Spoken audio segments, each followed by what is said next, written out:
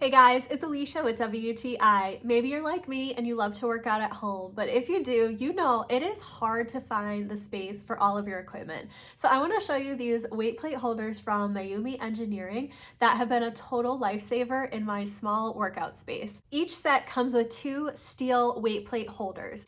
And each set of two also comes with two collar clamps, which is great as well. These are perfect for using with your squat rack or power rack that has 1-inch holes. And the way that these work is they come with a very sturdy steel M24 1-inch bolt that you just use to place these directly onto your rack. They are not going to go anywhere or move on you, and your weights are going to be very secure. Each of these can hold up to 275 pounds or 5 plates. They have the room for them, and I really love that you can use these with both standard plates or with bumper plates. Being able to secure the weights directly to the rack makes me feel really secure that these are not going to move around on me.